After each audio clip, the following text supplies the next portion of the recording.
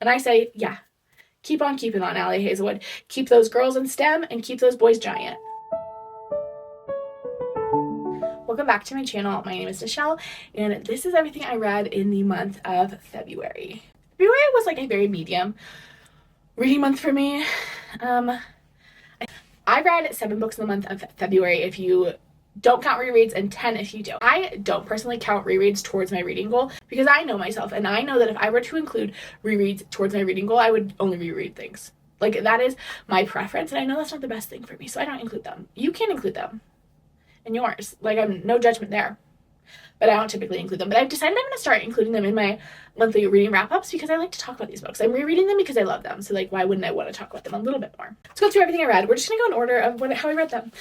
First thing I finished was Night Watching by Tracy Sierra. This was a thriller that I read like right as it came out. I don't remember how I heard about it, but it was absolutely fantastic. It is definitely more of like an edge of your seat, like high suspense, like what is going to happen next sort of thriller, rather than like something that's based more on like a mystery and twists and turns.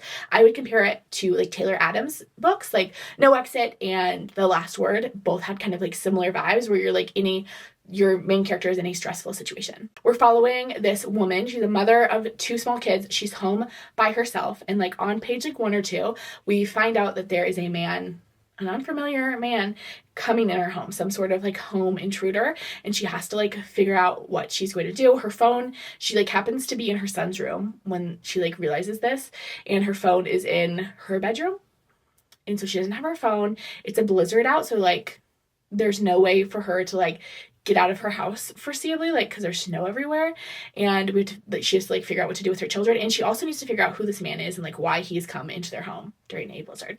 Very stressful, very high stakes, a very high suspension. I really, really, really enjoyed it, but like it kept me reading, and I definitely couldn't read it at night, and I probably wouldn't have read it if I was home alone at all, because it was like what was going to happen next. I read it in like 2 days. And while I was reading that, I was also finishing up House of Flame and Shadow, which is the second Crescent City book. Obviously, I started it in January, but it took me about 2 weeks to actually get through. I was reading a couple other things simultaneously, as I am liable to do. And this book, I'm going to give like full spoiler thoughts at the very, very end of this video. But overall, it was the conclusion to probably my least favorite of SJM series. And that's being said, like Throne of Glass is my favorite series of all time. And I also really love ACOTAR. Like they're both series I love a lot. And I think more than anything else, before I like get into things, the reason this is one of my least favorite series is because I'm not an urban fantasy girl. Like, urban fantasy is just not my genre of choice, and that's very much what Crescent City is. So, despite the fact, like, I think there are, like, some good parts, I really enjoyed it. Obviously, I'm on the 3rd book, and they're all, like, this long. I wouldn't have read that far if I didn't enjoy it.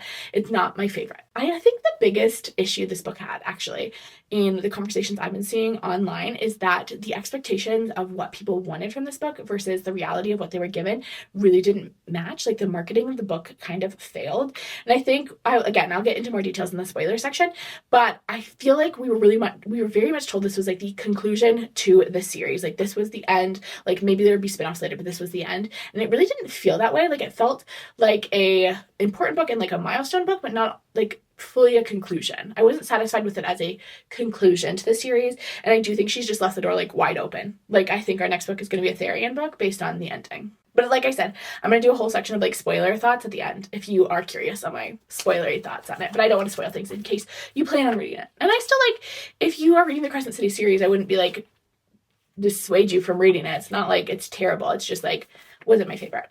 Then I read Trek Mirror by Gia Tolentino. I read this book, the audiobook. I listened to the whole thing, and honestly, it felt like a very good, solid podcast. Like, I think it's narrated by Gia, and she does like a really wonderful job. There are a couple essays that I liked more than others, but overall, I enjoyed all of them. There were none of them that I like wanted to skip. Although there is one where she spoils like a lot of books, and I did wind up skipping the end of that one because I was like, I don't want to know exactly what happens at the end of Jane Eyre. I know it's been out for 100 years, but like, I wanted to discover that myself, you know? So I did skip that one. Besides that, I read all of the essays, really enjoyed them. It did come out in 2019, and because she's talking about social media and the internet so much, you can feel that it's a little bit dated because so much has changed, like, post-pandemic. But I felt like it was still really good, really solid, really interesting.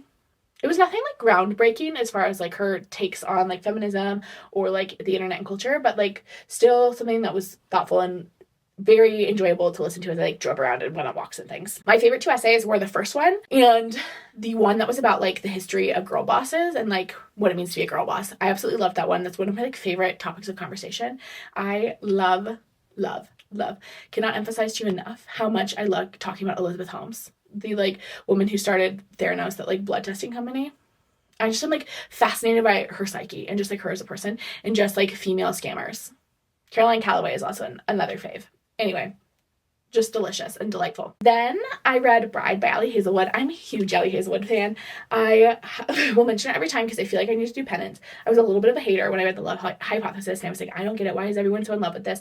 But by now I'm like fully on the Ali Hazelwood train. I feel like Ali Hazelwood does really joyful, fun, like light, but still like substantive romance novels, and this one was no exception. I'm a vampire romance lover, so this book was like right up my alley. It is the story of Misery, who is a vampire who is set up in this arranged marriage to Lo, the head of the werewolves, in order to create like a political alliance between the werewolves and the vampires. And Misery's kind of always been on like the outside of vampires anyway, and has like been living with the humans for a long time and pretending to be a human. And I just loved this book. I thought it was so sweet. I loved the romance. It's a pretty slow build romance in like the best ways, and the anticipation was delicious and delightful, and Lo is such a wonderful character, and I just thought it was sweet and good and wholesome, and I loved the like little twist. Also, I love that she's still a vampire in STEM. Like, Misery is still a computer scientist. Ali Hazelwood says, "You thought I let go of my shtick? No." And I say, yeah.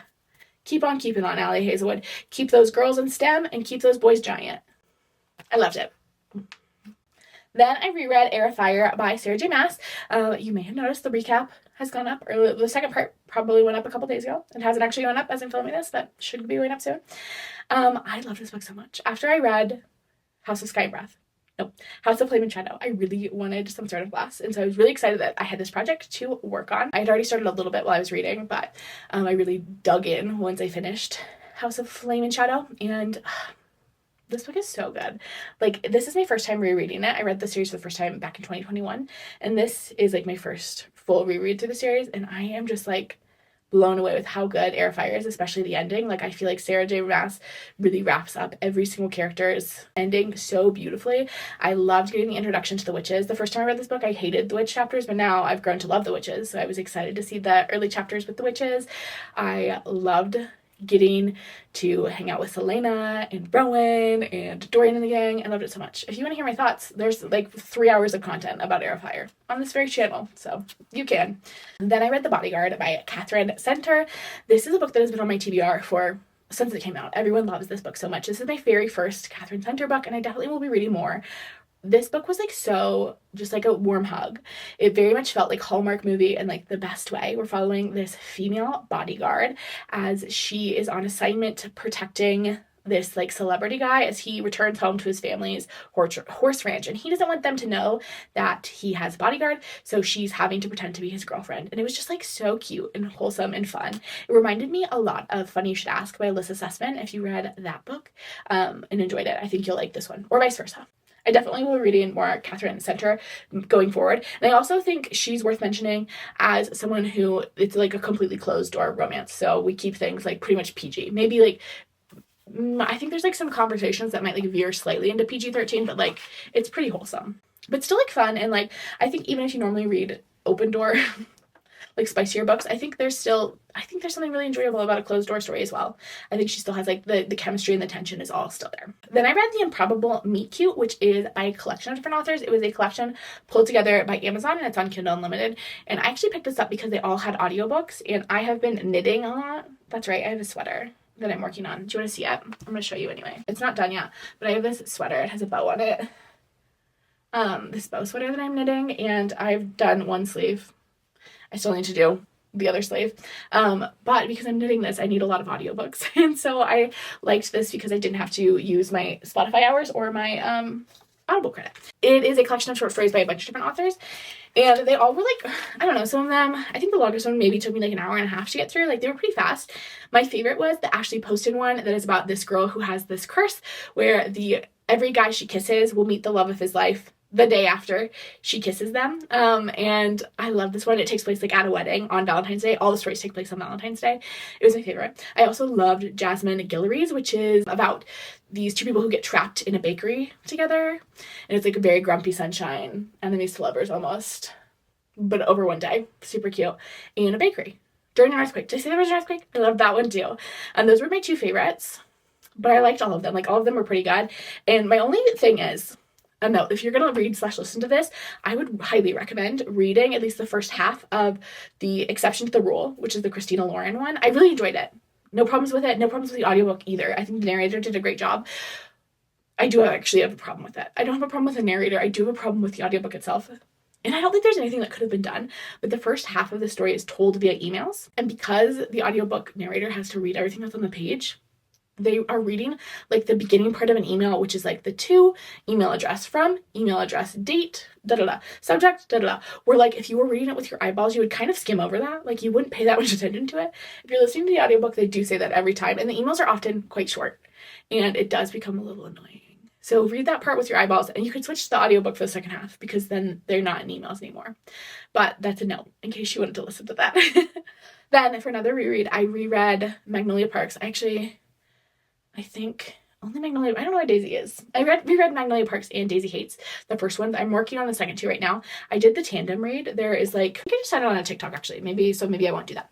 But the tandem read is where you read them at the same time chronologically. So you're going through the books chronologically rather than going through Magnolia's book and then Daisy's book. Because if you're not familiar with the Daisy Hates in Magnolia Parks series, they are from two different perspectives, the Daisy books and the Magnolia books, but they take place in like the same timeline. And so a lot of events overlap. Pretend you know nothing. I guess we'll start at the beginning and tell you a little bit about Magnolia Parks and Daisy Hates. These books follow Magnolia Parks and Daisy Hates, hence their names. How many times am I going to have to say them?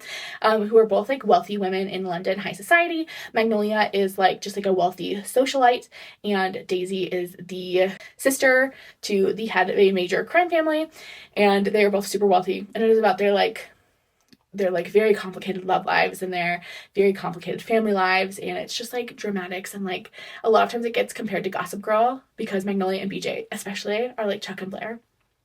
For sure. It is like over dramatic and the best ways. I love these books so much. And as I was rereading them, I was loving them even more. But it was really funny to see the books like contrasted in this way because since they're two books from the same perspective, we get scenes from characters that are in both books and from two different perspectives, and that has been really fascinating.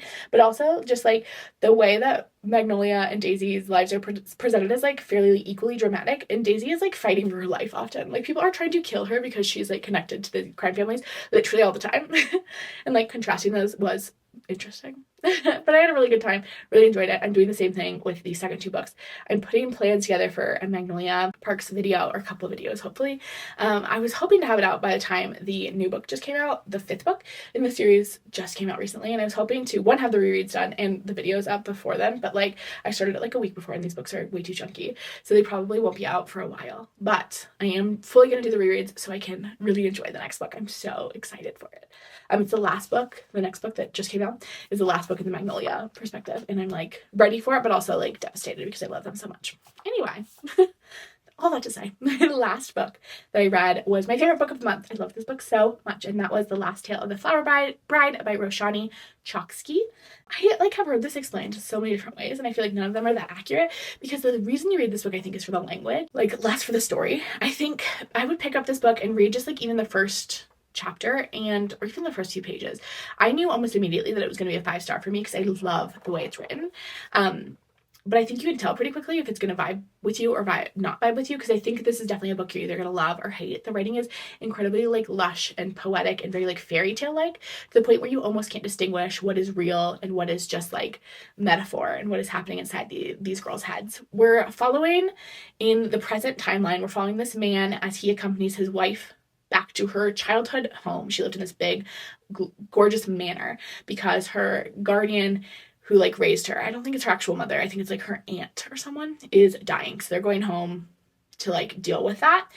At the same time, we are also getting the story of that same girl as a child and her childhood best friendship with another girl in town. And just like all of the things they got up to and the like weird magical, is it magical? Is it just them being weird sort of shenanigans they got into. It reminded me a little bit of like House of Hollow by Crystal Sutherland. It kind of had that vibe a little bit, but a little less spooky than that book. Although I would say this book, I don't know if it's classified as horror or fantasy. I don't know where you would put this on the shelf, to be honest. Because like I said, you cannot really ever tell what parts of the magic are real and what parts are imagined. And also there's a lot of like kind of like scarier, darker elements, but I don't know if I would classify it fully in horror.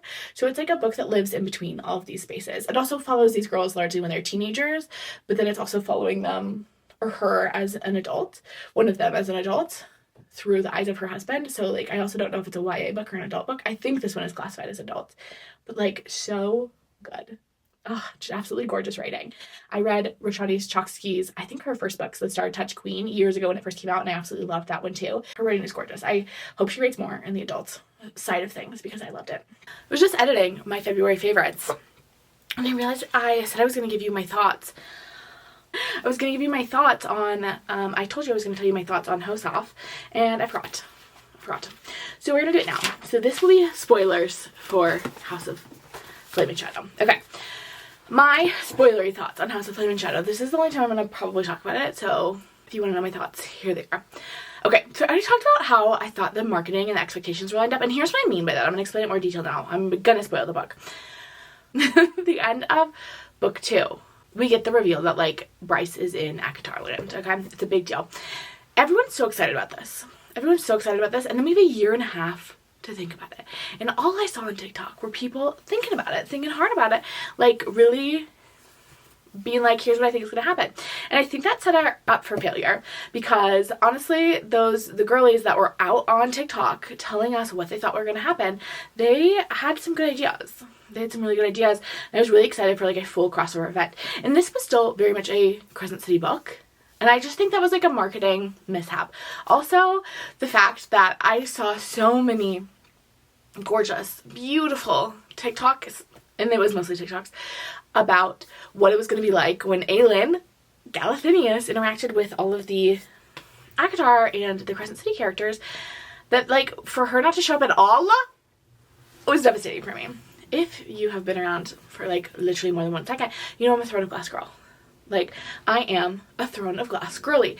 So that was what I was most excited to see, were these moments with Aelin and Rhysand and Bryce and Nesta, and we didn't get them. It was very sad. It was very upsetting. Some other things that I didn't love. I'm going to talk about just like everything.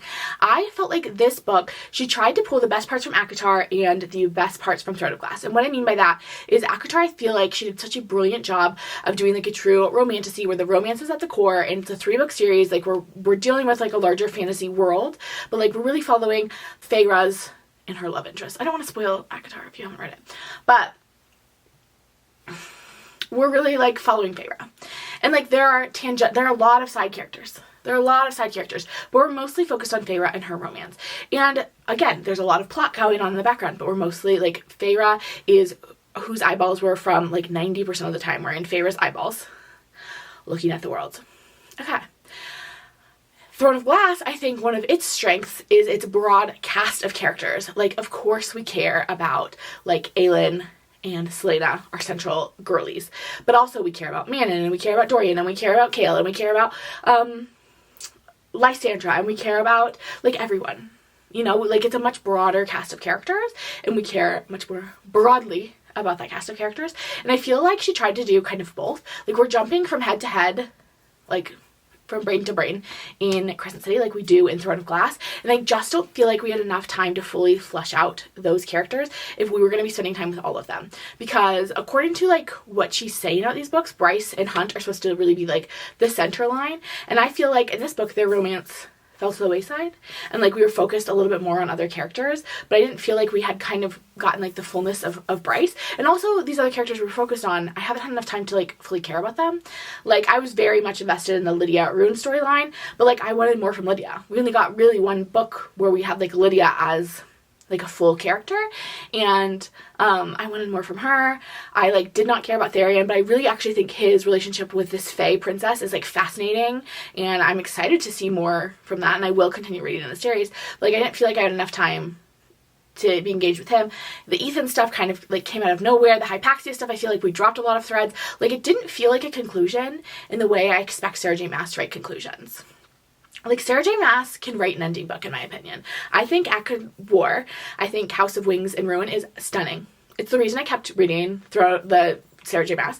I read the first 2 books in ACOTAR and I thought they were good, but I wasn't like blown away. And I read Acrid War and I said, oh my gosh, this is stunning, incredible. I think the way she ties everything together, not only at the like character level, but also at the plot level, is like stunning. I think the same thing about Throne of Glass. Like, Kingdom of Ash is absolutely gorgeous. And like along the way, I think Heir of Fire kind of serves also as like a conclusion to the first wave of the story. And I think Heir of Fire is absolutely breathtaking and brilliant. Like, she can do this. And I just feel like there wasn't enough space in the Crescent City trilogy, like the original trilogy that was concluded with this last book, to like fully dig into things the way I like know she can. Anyway, all that being said, I still like enjoyed it. Had a good ride. Loved the stuff with Nesta and Bryce. Like, could have seen them in the tunnels for the rest of my life. Like, some people complained that stuff was too long. Not for me. I loved it. Absolutely loved Lydia. I thought she was a really interesting, dynamic character. Like I already said, I really am interested to see where this thing with Tharian and I can't remember his wife's name, but Tharian and this Fae Princess goes. There's like a lot that I found really, really, really compelling and engaging. And I held her to a really high standard because I really enjoyed her first 2 series so much. That was a little bit let down by this one.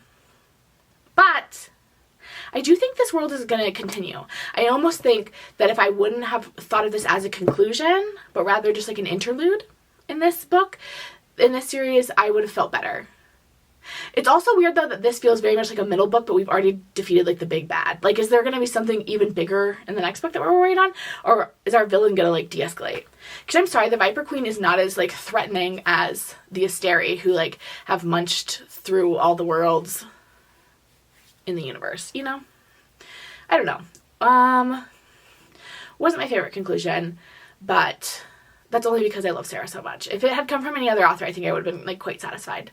She just is up to a high standard. Also, I am a little mad that she didn't even include, like, I would have been fine with a couple sentences fan servicing Aelin. I would have been fine with like a sentence that would have been like, in a world far from here, a queen who loved her kingdom very, very much felt Bryce fall against the gate, or something pushed against the gates, but the lock did not open, but the door stayed closed, or something like that. Like, just took a little reference to Aelin. If Bryce would have been falling and she would have like looked out, you know how like if you're like in the know, and there's a moment in Silver Flames and Kingdom of Ash where we see like Aelin falling through the worlds, and you like see her in Aquar and you see her in Throne of Glass. Like, I would have been happy with that. As Bryce is like traveling between worlds, if she had just spotted like a beautiful green lush kingdom where like a beautiful blonde woman with turquoise eyes was like waving with her gaggle of children. Fine. There was a dragon overhead, a wyvern, Abraxas was flying through the sky. Like, I would have loved a lot. Like, I would have loved if she, like, Aelin, actually, like, this book turned out to be a story about Aelin, like, wouldn't have been mad for one singular second. But, like, I would have been happy if we just played, like, a little fan service to Throne of Glass, and I feel like we didn't. I feel like we, like, really missed the boat a little bit on that one. But that's neither here nor there. Those are my thoughts. Okay. Great. Adios. That's everything I read in the month of February. Thank you for watching and sticking around with me. I will talk to you soon. Have a gorgeous, gorgeous rest of your day. And tell me what you read in February that was good.